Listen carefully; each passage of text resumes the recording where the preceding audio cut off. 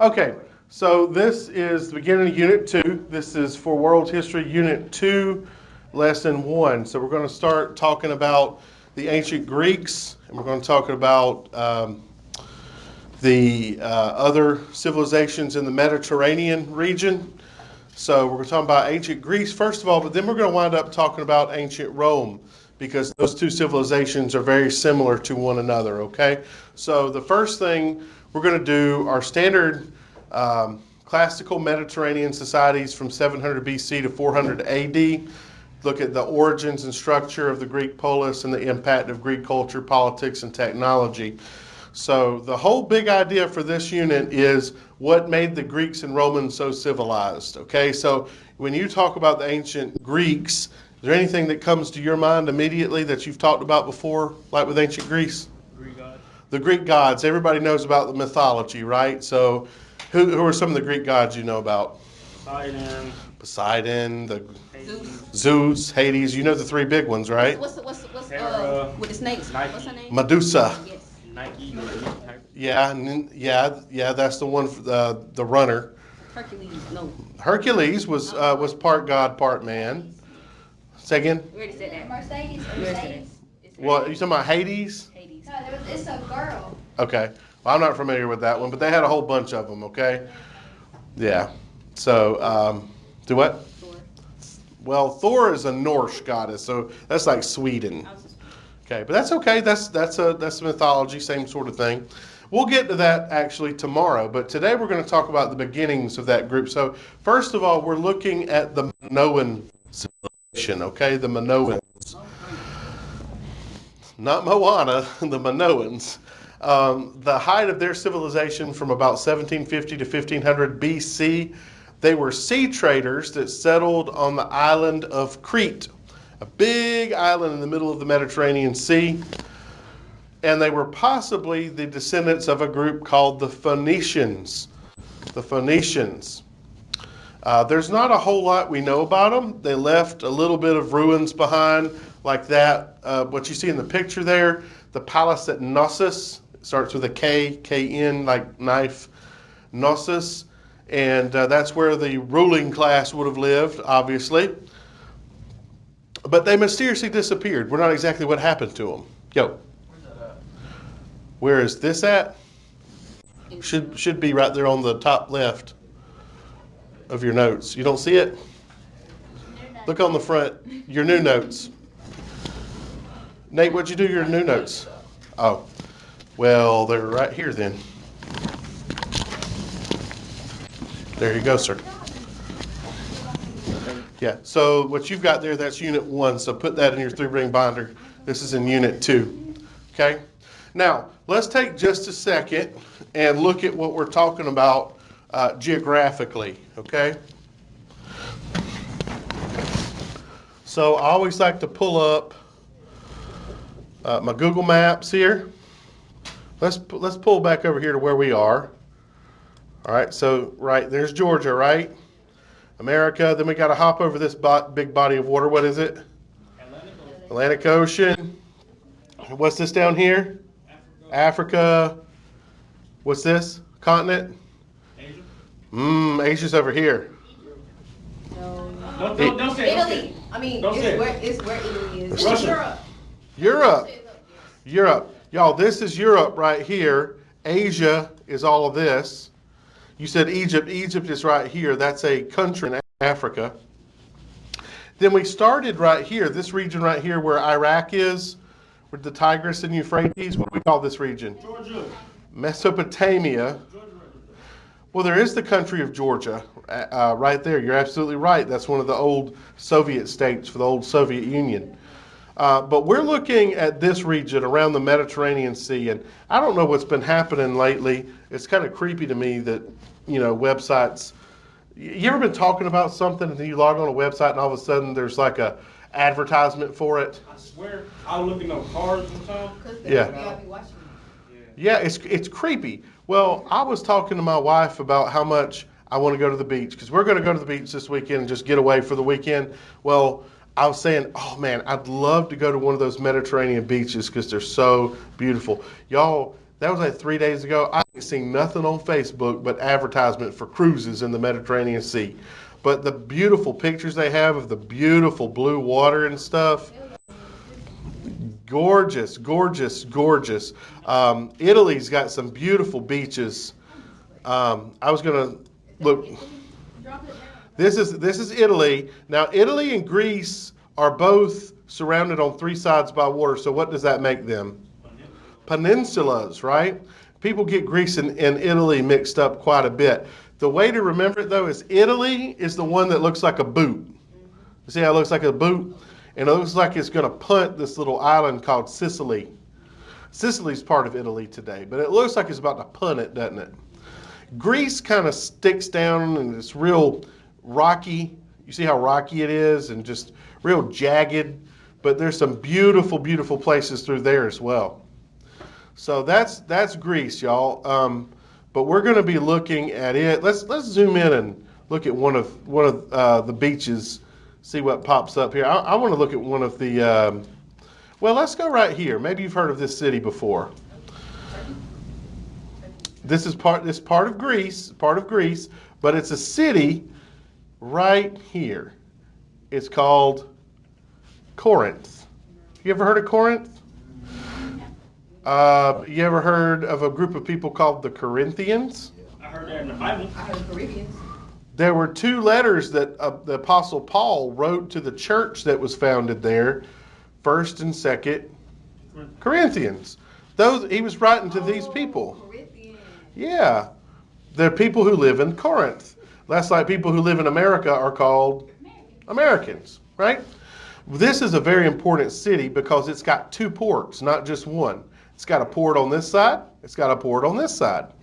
So back in the day, if somebody was traveling from Italy down here to the Middle East or to Egypt, they could go down here and go around, which, y'all, this is a very dangerous set of water right here. It's very rocky. A lot of people sunk back then. Yeah, it's like a ship graveyard through here, okay? It's like Bermuda Triangle. Well, yeah, it's kind of like that, okay? Well, what people started doing was they would cut through here, like a shortcut, okay? Stop. They would cut through here.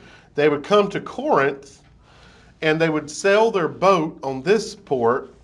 They would take their stuff, put it on, get donkeys and stuff to drag it, and they would get back and buy another ship at this port, and then leave.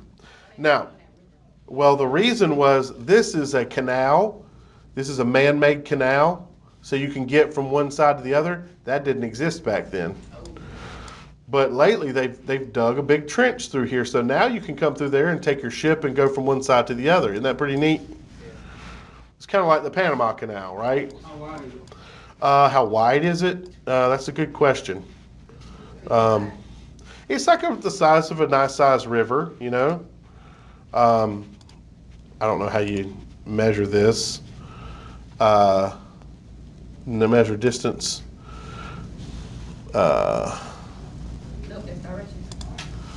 Well, how do you measure distance? Do you see measure distance?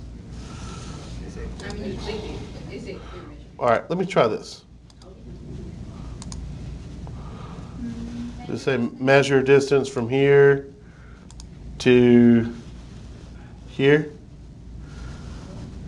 Does it say measure distance? Say distance here. Oh, There so- to no. there. Measure distance, okay? Click on the map and trace your path. Oh, okay. What's that? Oh. Oh. Look what you said. It's about 103 feet across. Okay? That's fairly wide, So you can get some pretty big boats through there today. Anyhow, just a pretty place. You want to see one of the beaches? Yes. All right, let's take a look. Let's take a look at this beach down here. I'm going to drop my little guy off. What is that? Oh. You can't drop there. Let's get right here. Let's see what it tells us. Do you ever get on Google Earth and just play around like this? Never. You can get on here and look around at pretty much anything you want to. Like third grade. People take pictures and you can see all the stuff. Oh, somebody took a picture right there. So you can drop off right there. Oh, that's what you mean? Like, Yeah. it's like Yeah, look at the water. Look how clear it is. Rocky. Isn't that gorgeous? too many rocks.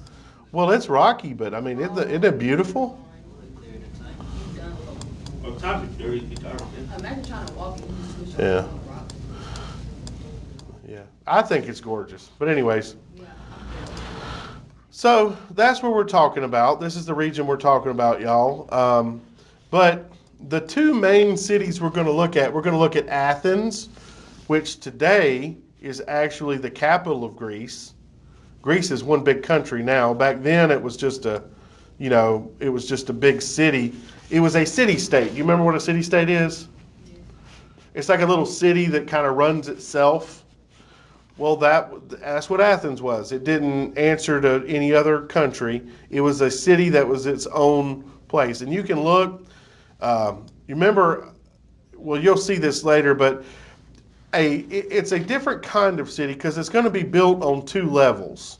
You're going to have an upper level, which is up here on this big platform, and a lower level, okay? So you can see, for example, what is this? You may know what this is? Like the Olympic thing. So stadium. It is a stadium, but it's what we call an amphitheater. It's a theater, but amphi means outside. So what does that mean? Outside theater. So what it is, it's carved into the side of a hill. So it uses, you ever heard of stadium seating? That as you move further back, you go up. If you come, there's no need for like microphones and stuff, because if you stand right here in the middle of it, people can hear you in the back because all of the sound projects up and out. And they used to like plays and music and stuff like that, so they had a lot of stuff that they would perform here. Is this on the bottom level or is it up here on the top level? It's on the bottom. What kind of things do you think they'd keep at the top level? Top level things. Banks. Like what? Not banks. But, Churches. okay. Now, what did they believe in? Did they believe in Well, temples? So a lot of temples would be up here. Also, a lot of government buildings. Now, the most famous building, probably one of the most famous buildings in the world, is called the Parthenon. And it would be located on this top level. This top level is called the Acropolis. That means on top, Acropolis, on top of the city. Polis means city. Okay, so what's the name of the city that Superman protects? Metropolis. Metro means big, so it's a big city. That's all metropolis means, right? Well, this is at the top. You got your lower level and you've got the Acropolis up here. Is it weird to you that they would have their most important buildings up top? No. No. What's the tallest buildings in Metter? The courthouse. The courthouse. Is that an important building? Sure. The churches are usually pretty tall. In fact, what do they use to make themselves a little taller, usually? They put those steeples on top, right? Yeah, it's that thing that sits on top of it and have a cross on top of it sometimes. Yeah. Back in the day, there was actually a law in the United States that said that no building could be taller than the church. So they started putting those steeples on top so that you could build buildings a little bit higher. Now, that's not the case anymore. But we still do that, don't we? We keep our important religious buildings and our important city buildings and stuff like that a little bit taller. Take a look at the Acropolis up here, the top part. It's a really, really gorgeous, gorgeous thing. This is the Parthenon. Have you ever seen pictures of it? Parthenon is one of my favorite buildings. And you can see there's all kinds of ruins around it. People pay a lot of money to come visit this place. Now, at one point, there was a big, point right here. Like, it came to a point. What are they doing? They're working on it. They're trying to restore parts of it to make it nice and pretty. But this was This was a very important temple. It was dedicated to the goddess Athena, who was considered to be the patron goddess of Athens. Okay? Does that make sense? She was the goddess of war, the goddess of hearth, the goddess of wisdom. Yeah. How did they know, how did that look before they, I could do without him in the picture. How did what look? Well, it came to a point right here, and it was covered all the way across the top. so there's no picture of it? No, because it's been falling apart for a few thousand years. But I actually heard that you can rent this building and have a wedding inside if you want to. That's how. Isn't that bad that Greece is in such bad shape financially? They'll let you rent out their birthright buildings. But anyway, this is on top of the Acropolis. All the other buildings, the shopping markets and the amphitheaters and all that, they would have been down on the level down here. Okay, there's a little bit of a theater left right here, the Theater of Dionysus. This is what they called. This is where they had one of their old shopping centers right here. There's not anything left of it. There's a little bit left. There was an old temple here, and this again. This is the ancient stone theater. We don't quite know how long it's been there, but it's in the best shape. You can look at it right here from the middle. What is he pointing? So you can look down there at it. That's pretty high up. Yeah, One long step. yeah. And you talk down here, and people can hear you in the back. That's how good the acoustics are. That's why they built them like this. These were smart people. What you said? The acoustics. They were really good, so you could hear somebody talking from way back here in the back. You could still hear them talking, and they didn't have to have, like I'm using a microphone. They didn't have to use that. I can just see somebody trying to step over somebody on this phone. Yeah. Well, for a long time, I think they're still working on it, doing some stuff to it. But for a long time, they were actually having plays and stuff like they used to back in the day. But anyway, I love Athens. It's a beautiful place, and in fact, it's really strange because they have built the modern city around all of the old city. So they've got, people have houses right here next to the old Acropolis. I think that's pretty cool. There's the Athens University History Museum right across the road. But then you got people living down here and little cafes and all kind of stuff. But everywhere you go, there's some kind of reminder of the past. Like this big gate right here, the Gate of Athena. Here, I'll show you a little what that looks like.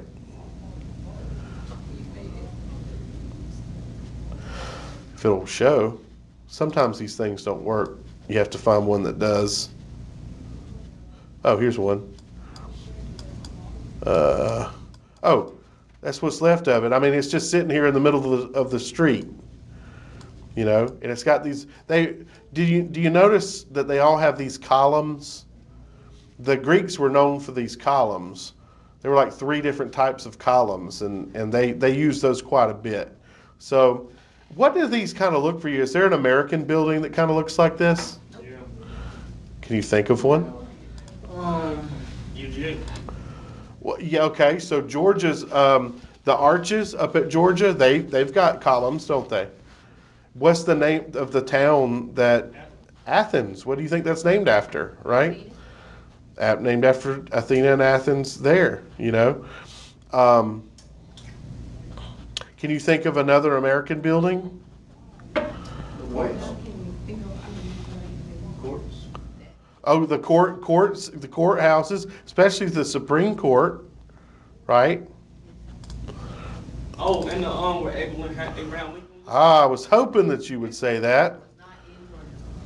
It said America, not Georgia. Okay, so that building that Abraham Lincoln's in, what we call the Lincoln Memorial. Look at the columns. That's the Lincoln Memorial. That's the Lincoln Memorial at night. What is that at? That's Washington, D.C. Yeah, Washington, we never heard of Yep. Washington, D.C. Me and my wife in there. Was there? Yeah. Oh my God. It's beautiful. Sweet tea. sweet tea from a little taco shack. That's that 50. No, 45, 45. but What am I talking about? even our Capitol has different stuff that looks like that, which they were working on it back then. No. That's Washington D.C. How many times you in Washington? I've only actually been twice, but let's see. That's looking out from it. Yeah, a lot of our buildings, huh? That's exactly where I'm standing when I took this picture. That's exactly where Martin Luther King was standing when he made his have a drink. I sure did. I sure did. My kid was not a president. Yeah. It was vice president. So anyway, so let's back up here. We're looking at the Minoans, okay? The Minoans, the first Greek-speaking people, they were located here on this island called Crete. Now, Crete is off the coast of Greece. You see that? But we believe they started as the Phoenicians, which were up here around Lebanon, okay, up north of where the Jews are in Israel. We believe they came from here, somehow got on boats and wound up here in Crete. Now, we don't know what happened to them. They just kind of disappeared. But we think maybe they got on boats and came up here because they spoke a similar language. How do you think we know that they spoke a similar language? Because you probably heard. Written document? The written stuff they left behind. That's what historians do, right? They came up here and then they started calling them the Mycenaeans. And they are the original Greek people, okay? The Mycenaeans. They replaced the Minoans. Now they leave us behind some records. They are sea traders, and they began creating the city-states like Athens that we just looked at. Now they would build these cities with big, thick walls. Like here's an example of one. What else do you notice about this old city? What's left of it? What do you notice about it? It's on the top. On top of what? Kind of a cliff, isn't it? Yeah, like a plateau. Why would you build something like that where you had to go like up a cliff to get to the building? So no one would follow. I mean, So no one could get to it. Yeah, so for defense, right? So if somebody attacks you, they got to climb up the cliff, and you've got big walls built up there. Okay? So the meanwhile, you're like throwing sticks and rocks and bows and arrows at them and stuff like that. Okay? Yeah. Very good. Yeah. So that's the Mycenaeans. Now, I'm sorry. Oh, this is. traders. I don't heard about that, man. Yeah. I used to be a trader. Trade. Trade. Oh, trader, like trading stuff. I'm thinking about Not traitor. Not like trader. not traitor, like a person. Trader. Trade. I'm saying that, bro. Get out of my mouth. I'm saying that. Get out of my business. Okay, listen to this one. Okay. You're talking to me. All right. Now, the Mycenaeans are all a bunch of small little Greek city-states. And there was a bunch of them, okay? There was a bunch of them. So if we look back over at our map, not only is there Athens, there's Corinth, right? Does anybody know of another great city-state?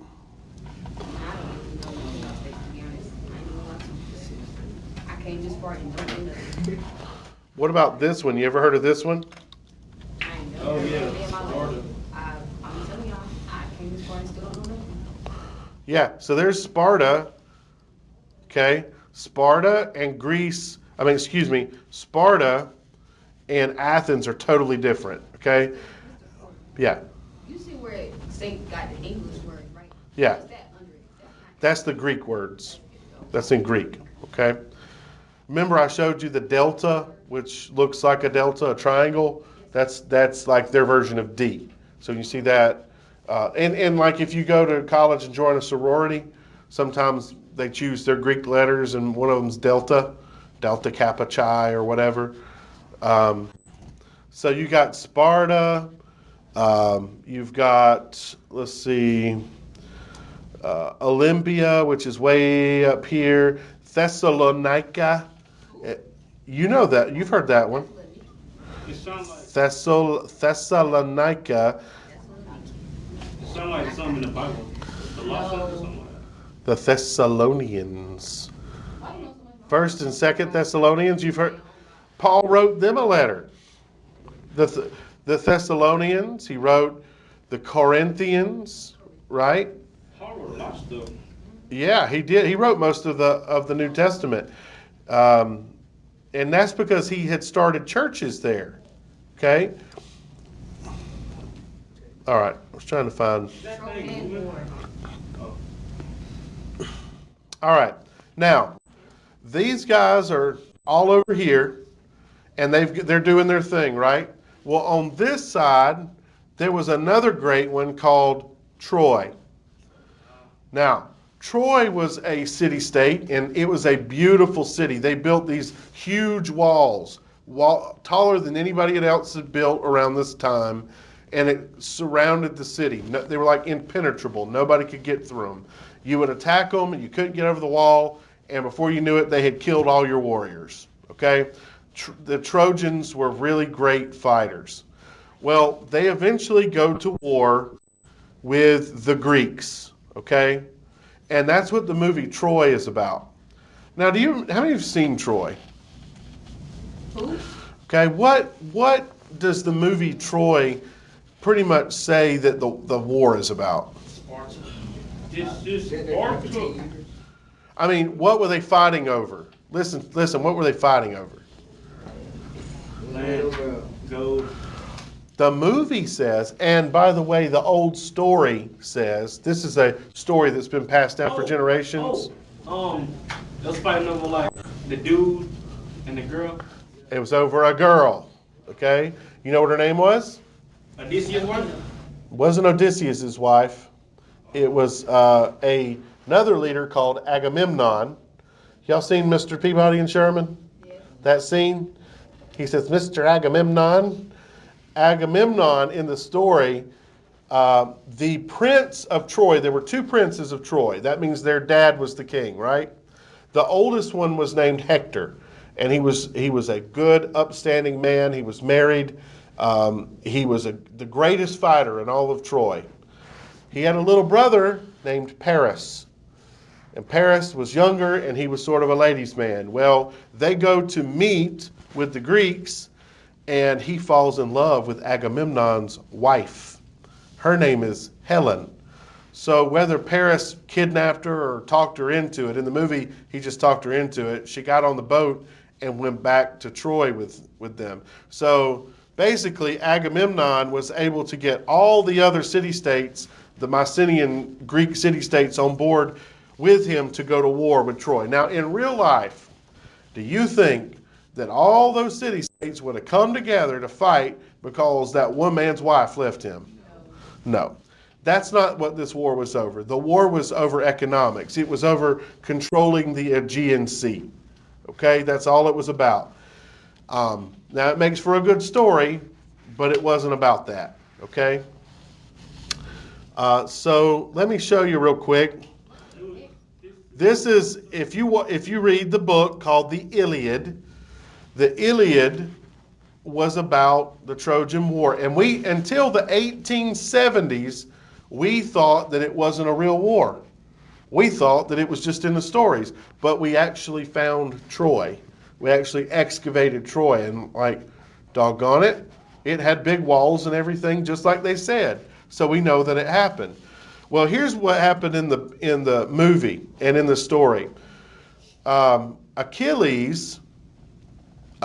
he had a little cousin who looked a lot like him, and he was training him to fight. Well, Achilles got mad at Agamemnon and said, I'm not going to fight anymore. So basically, the Greeks went across the Aegean Sea, unloaded their boats, and tried to invade Troy. But what was the problem with invading Troy? They got that big wall. So they weren't able to do it, but they were fighting every day. And when Achilles, the greatest warrior in all of Greece, quit fighting, then the Greeks started losing. So his little cousin put on his armor and jumped out there and started fighting. Well, when the other soldiers saw that Achilles was fighting, what did that do for them? Yeah, it boosted their confidence. It pumped them up. So they started fighting harder. And all of a sudden the Greeks started winning. Well, Hector spotted Achilles. But was it really Achilles?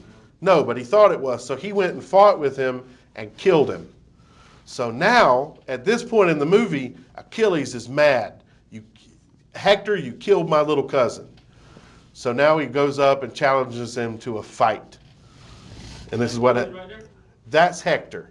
He's walking out of Troy, and he's ready to fight. Remember, he's a good man. But Achilles, on the other hand, he's a brute. He was considered to be half god or something. Achilles is played by Brad Pitt. He's the blonde-headed one. So watch what happens. And this is what happens in the book, the Iliad, and in the story. So watch what happens. Oh, Achilles is mad. He killed his cousin.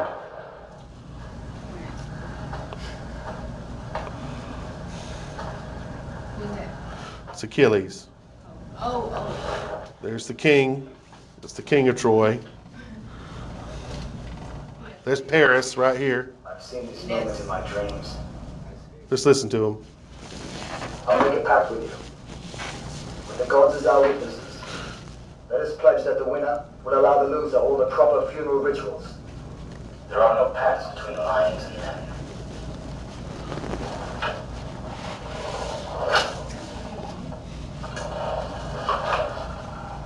Now you know who you're fighting.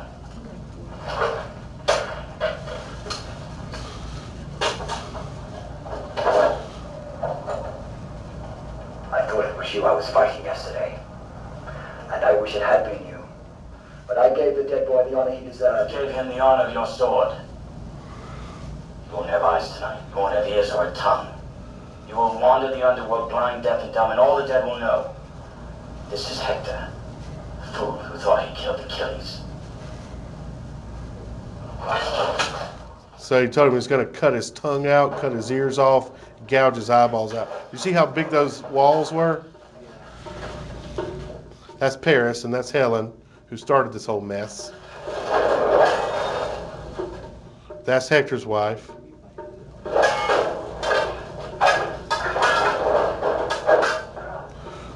That's Hector's dad, the king.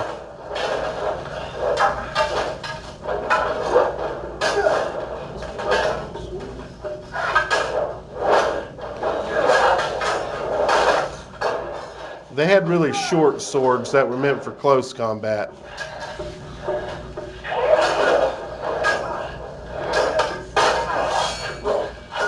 Like that.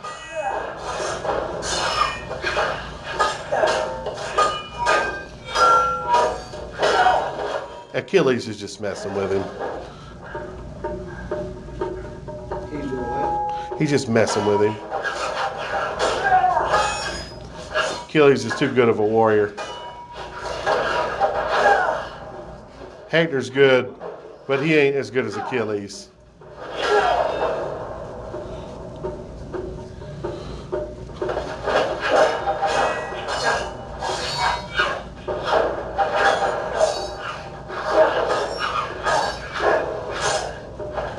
I would have been there.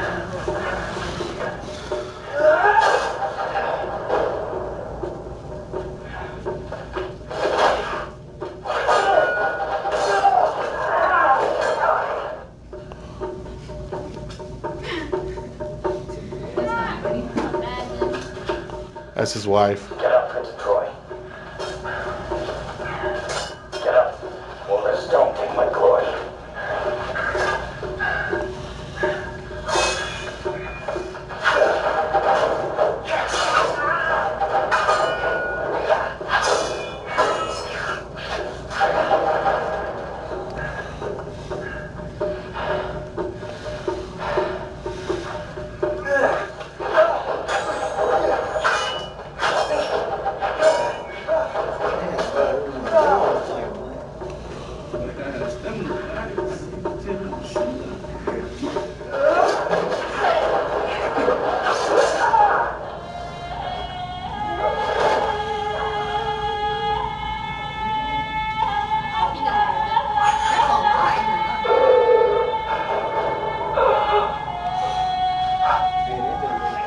Oh, This is violent. it is violence, isn't it? No, wrong.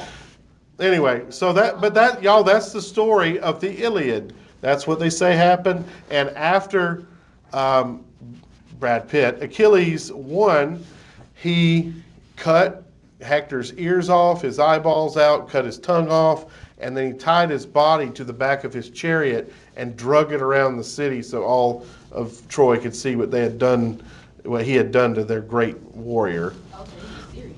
Oh yeah. So he all talk and he still. Never mind. But do you remember how the Greeks end up defeating the Trojans? The Trojan horse. What happened with that? They hid inside this great horse and they thought, oh, here's a great peace offering. And they gave us this great peace offering. But what was inside the horse? Warriors. They brought the horse inside the walls. The guys were hiding inside the horse. They all got drunk and partied because they thought they had won the war. And after they all passed out, the warriors jumped out from inside the horse, ran to the front doors, opened the front doors, and then the Greeks invaded and destroyed the city. Okay. So that's called a Trojan horse. The Trojan horse. Well, now there's actually a type of computer virus, like you think you're downloading a game or something, but it's actually a virus. And once you download the game, the virus unleashes and destroys your computer. It's called a Trojan horse virus. You see why they call it that now? Oh, Yeah. But you've seen Mr. Peabody and Sherman, hadn't you? Only two episodes. oh. Well, I mean the movie, Mr. Peabody and Sherman. You hadn't seen it?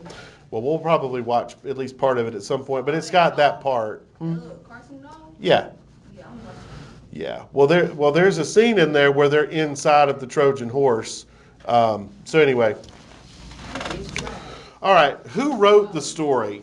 Well, this was Homer, who was a blind Greek man. He didn't actually write anything. He supposedly sat on the streets and told stories. And one of the stories that he's credited with telling was called the Iliad. And somebody eventually wrote it down, and they passed it down through the ages. Now, we don't know for sure that Homer actually existed. It may have been somebody else, and they just gave some guy named Homer the credit. But either way, he wrote two stories. One was called the Iliad. The other one was called the Odyssey. Now, the Iliad tells us the story of Helen and Paris and how the Trojans had a great war with the Greeks. Now, was all of it true? No.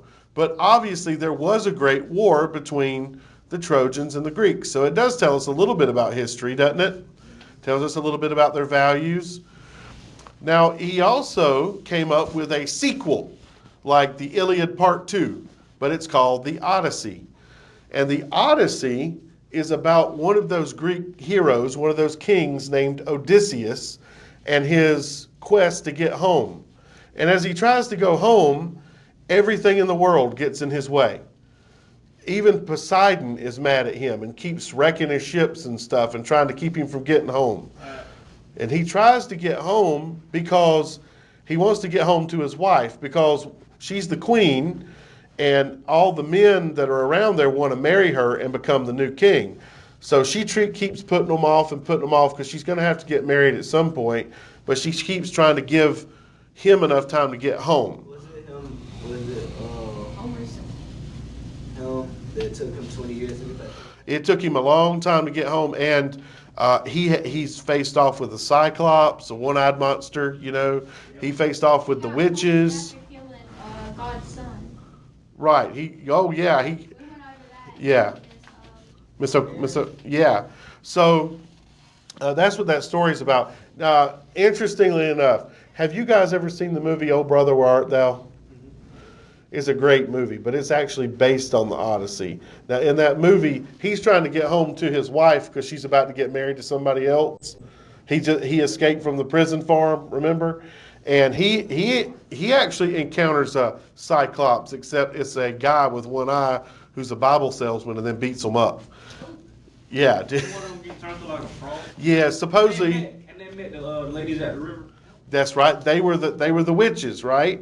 Remember in the book they turned them into hogs and other animals. In that movie, supposedly turned them into a frog, but they didn't actually turn them into a frog. They turned them in to the police and got the reward money. Yeah. I forgot to ask when you were talking about it. When you said it was kind of inside of a horse. Yeah. Not a real horse. Not a real horse. It was a giant horse they made out of wood. Okay. Okay. All right. But anyway, if you ever watch that movie, The Odyssey, pay attention because there's parts of it that it was based on that. All right. Let's talk about Greek geography. So the way that the land is made up, okay? It is a peninsula, so it's surrounded on three sides by water. It's got the Mediterranean Sea, this middle part over between it and Turkey, or where Troy was. This is called the Aegean Sea. And they were sea traders. They traded a lot. But they're also real rocky and mountainy. So what's the relationship between it being so mountainous and rocky and them having city-states?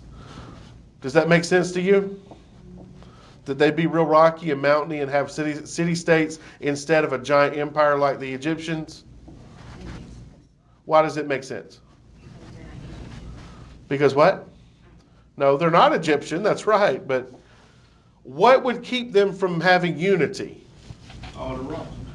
The mountains and stuff, they're separated by mountains. So does it make sense to you that they would want to do their own thing?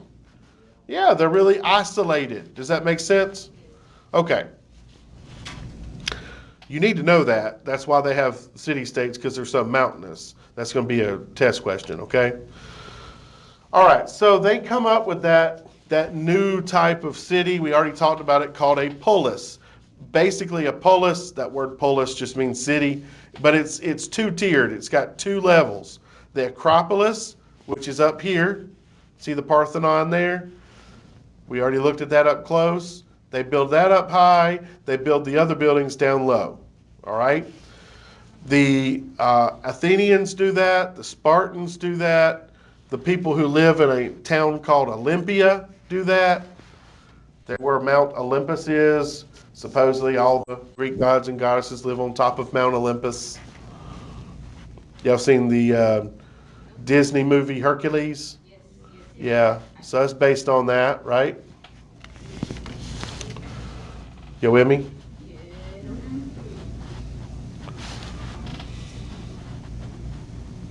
I used to get people into like that thing at night. Whatever it's called. I think it's too. I just get it. Greek college. Okay.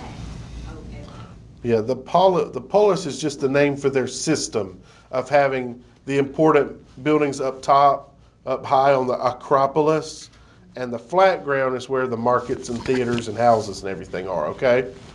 You put basically the polis simply means they put their important buildings on the hill, okay? And everything else is on the flat ground. They want their important buildings up high. Okay, that's not that hard to remember, is it? Okay. Now you can see here there's all kinds of little city-states that begin popping up, a whole bunch of them. I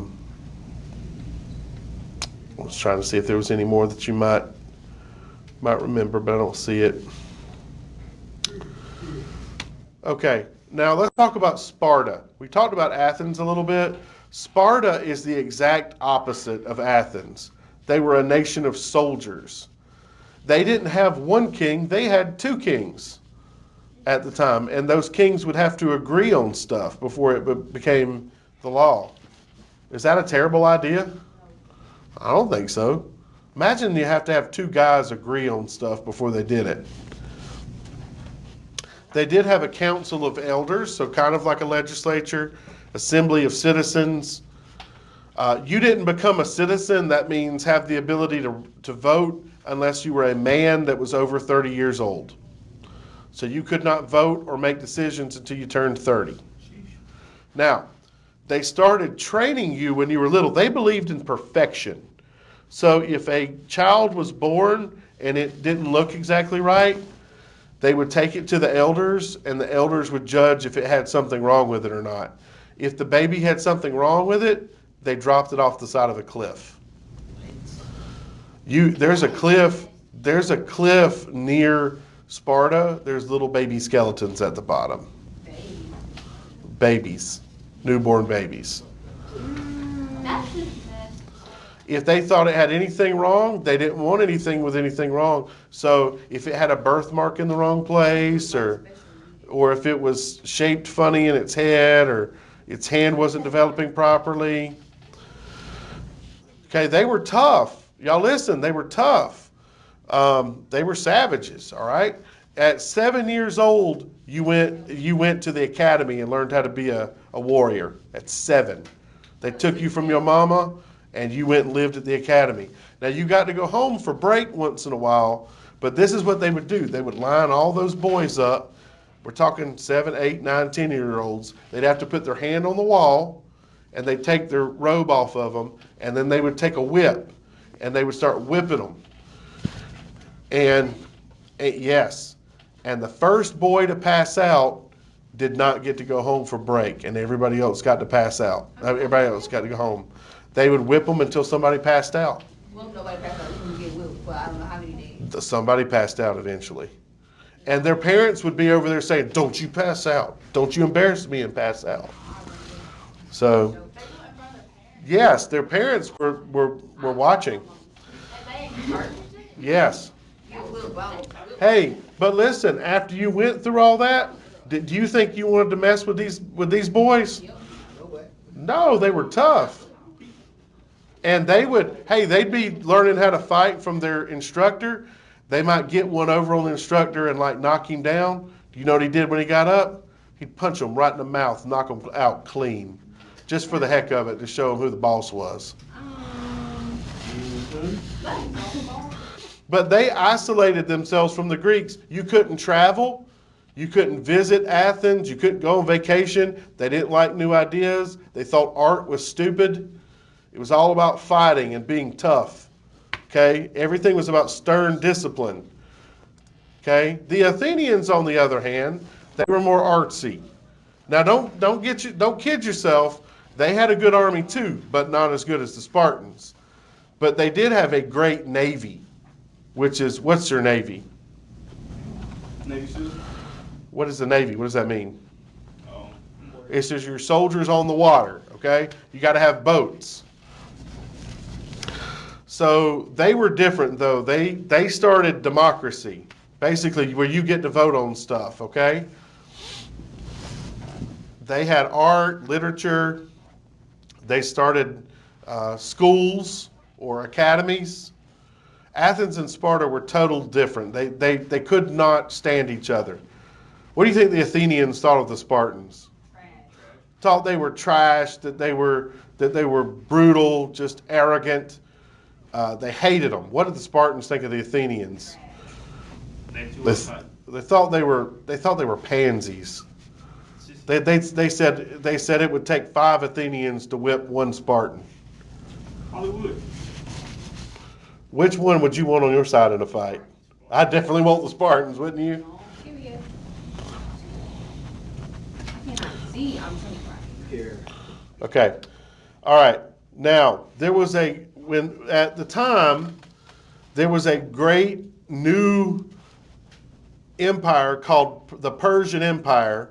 It's everything that's in orange there. That's what they had taken over. That's the Persian Empire. They decided they wanted to take over Greece. They had taken over Egypt and everything else. Now they want to take over Greece. Now, how do you think the Spartans, as cocky as they are going to take to some guy going there and warning them, saying, "I tell you what, you just submit to us, and King Leonidas, he was one of the kings, you can stay king.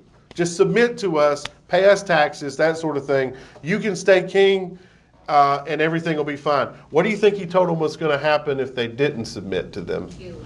They were going to come in and destroy them, make turn their people they didn't kill into slaves and all of this. How do you think the Spartans responded to that? They're like, "Oh no." And see, the messenger showed up, he brought a basket full of heads. And those heads were the heads of all the kings who had refused the Persians. Oh, wow. Yep, you can have it. It was a threat, wasn't it? Okay. Well, let's talk about that. Athens had fought with Persia before. They had a leader named Darius. He was the leader of the Persian Empire, and he wanted to destroy Athens. He hated Athens. So he tried to defeat the Athenians, but the Athenians outsmarted them and outfought them at a place called Marathon. That's where we get the word marathon in the Olympics from now. But it was called the victory at Marathon. And the Athenians didn't really have any help doing it. They still defeated the Persians, even though they were outnumbered. Okay? Right quickly, because we're almost out of time. Okay. I just have to find the thingy bobbers. Okay. In Marathon. Okay? I gotta move on. If you miss something, we'll fill it in later. So Darius died before he could attack. So his son Xerxes took over. Now, how many of you seen 300? That's what 300 is about. Xerxes wanted to avenge Athens because his dad didn't get to burn them to the ground. So he sent a gigantic army to destroy Athens because they had fought against them. Well, the Spartans refused them too. So here's what happened real quick. The Spartans get threatened right here. This messenger from the Persians shows up. This is King Leonidas of the Spartans, and this is sort of what went down. Earth and water. You rode all the way from Persia for earth and water. Do not be coy or stupid, Persian. You can afford neither in Sparta. What makes this woman think she can speak among men? Because only Spartan women give birth to real men. Mm-hmm. Let us walk to grow our tongues. If valuable lives are in complete annihilation, Listen to this. listen carefully, eyes. Xerxes conquers and controls everything he rests his eyes upon. He leads an army so massive it shakes the ground with its march, so vast it drinks the rivers dry. All the god King Xerxes requires is this, a simple offering of earth and water, a token of Sparta's submission to the will of Xerxes. So he just wants them to submit. Spartans submit to somebody else. Listen to him. Submission. Well, that's a bit of a problem. See, rumor has it the Athenians have already turned me down. And if those philosophers and boy lovers have found that kind of nerve, then we must be diplomatic. And of course, Spartans have their reputation to consider. Choose your next words carefully, Leonidas. They may be your last as king. That right too. Look at him. Now he's thinking. He's thinking. He's thinking. Looking at his kids. Thinking about how he just got threatened by this guy from another country. Thinking about earth and water. What do you mean by that? Look at him. Madman. For a madman. Earth and water. But you'll find plenty of both down there. No man, Persian or Greek, no man threatens a messenger. Bring the crowns and heads of conquered kings to my city steps. You insult my queen. You threaten my people with slavery and death. Oh, I'm chosen by ones carefully, Persian. Perhaps you should have done the same. This is blasphemy. This is madness. Why are they so black? Being Islam, walking Shh, on shh, the shh, shh. Listen. He just said this is madness. Oh, 200 years standing there. Shh, shh. She said, go ahead. This is Sparta!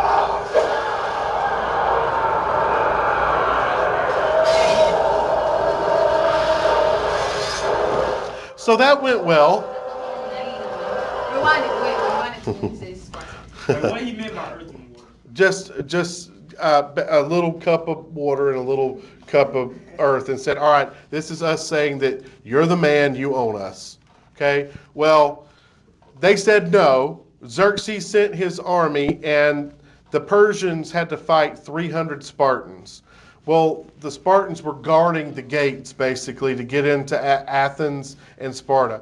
Well, they knew they were going to die, okay? They knew they weren't going to defeat the Persians. The Persians were too many. But they fought them long enough that Athens was able to evacuate and Sparta was able to evacuate. So when the Persians got to Athens, nobody was there. And neither was anybody in Sparta. The other thing was, basically the Athenians sunk all the ships that belonged to the Persian army. So the Persians couldn't get home. They had to march all the way across Greece and back across Turkey to get home, and there wasn't enough food for them because they were so big, so half of them died on the way home. So yeah, they won, but did they really win? I don't know. Okay?